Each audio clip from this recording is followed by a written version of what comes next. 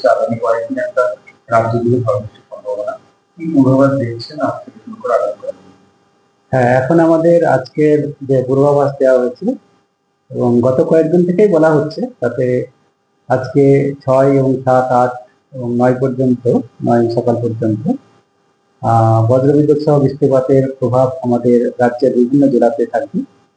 তার মধ্যে আগামী 24 ঘন্টায় যেটা বলা হয়েছে, তাতে পুরুলিয়া, বাঁকুড়া, ঝাড়গ্রাম, পূর্ব পশ্চিম মেদিনীপুর, হাওড়া এইসব জেলাতে বজ্রবিদ্যুৎ সহ বৃষ্টিপাত, তার সঙ্গে দমকা হাওয়া 50 থেকে 60 কিলোমিটার পর্যন্ত যাওয়ার সম্ভাবনা রয়েছে।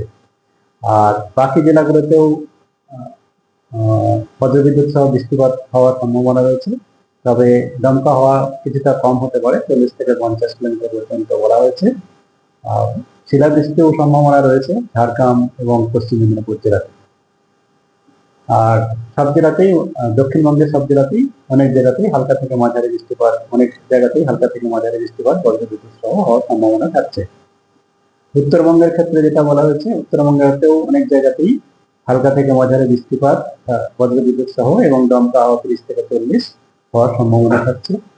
আগামীকালও আমাদের বজ্রবিদ্যুৎ সহ বৃষ্টিপাতের সম্ভাবনা রয়েছে, তবে আগামীকাল দমকা হওয়ার প্রভাবটা কম থাকতে পারে। সেক্ষেত্রে অনেক জায়গাতে হালকা থেকে মাঝারি বৃষ্টিপাত বজ্রপাত সহ পুরুলিয়া, পূর্ব পশ্চিম বর্ধমান, বীরভূম, মুর্শিদাবাদ, নদিয়া, উত্তর চব্বিশ পরগনা এইসব জেলাতে এবং বাকি জেলাতে 30 থেকে 40। উত্তরবঙ্গের ক্ষেত্রে উপরের 5টা জেলা দার্জিলিং, কালিম্পং, জলপাইগুড়ি, আলিপুরদুয়ার, কোচবিহার 40 থেকে 50 কিলোমিটার পর্যন্ত, বাকি জেলাতে 30 থেকে 40 কিলোমিটার পর্যন্ত দমকা হাওয়া সহ বজ্রবিদ্যুৎ সহ বৃষ্টিপাতের সম্ভাবনা রয়েছে। 8 তারিখে প্রভাবটা সব থেকে বেশি হওয়ার সম্ভাবনা রয়েছে। 8 তারিখে আমাদের বেশিরভাগ জেলাতেই বজ্রবিদ্যুৎ সহ বৃষ্টিপাত, উত্তরবঙ্গ এবং দক্ষিণবঙ্গ সমস্ত জেলাতেই। আর দক্ষিণবঙ্গের কিছু কিছু জেলায় কালবৈশাখীর প্রভাব রয়েছে। 60 থেকে 70 কিলোমিটার, দমকা হয় 80 কিলোমিটার পর্যন্ত যেতে পারে। বীরভূম, পূর্ব পশ্চিম মেদিনীপুর, পূর্ব পশ্চিম বর্ধমান, বাঁকুড়া, হুগলি এবং হাওড়া জেলাতে। বাকি জেলাগুলোতেও 50 থেকে 60 কিলোমিটার পর্যন্ত দমকা হওয়ার সম্ভাবনা রয়েছে।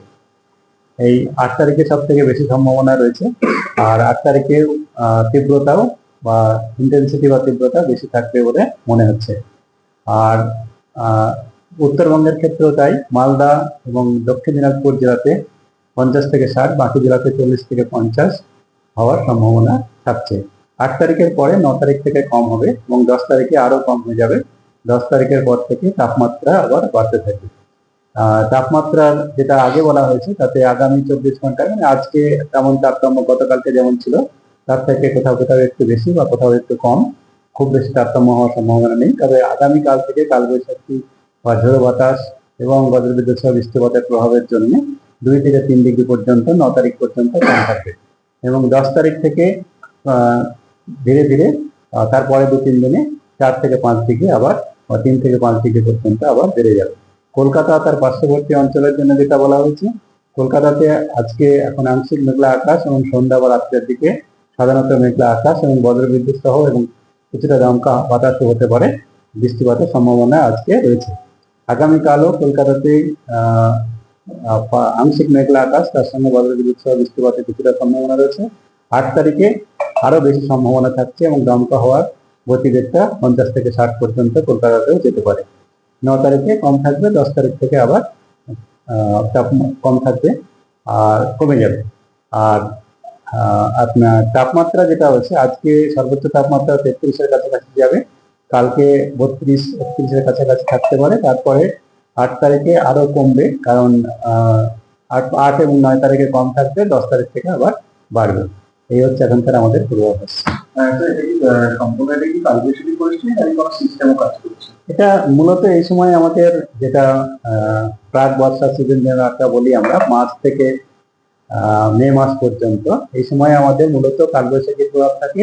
তার সঙ্গে সঙ্গে আমাদের উত্তরাংশ দিয়ে পশ্চিমে ঝঞ্ঝা একটার পর একটা যেতে থাকে। এই পশ্চিমে ঝঞ্ঝা এবং যেটা আমাদের বঙ্গোপসাগর থেকে জলীয় বাষ্প আমাদের পশ্চিমবঙ্গের বিভিন্ন জেলাতে ঢুকতে থাকে, তার প্রভাবে যেটা হয় সেটা আরো বেশি তীব্র হয়ে ওঠে।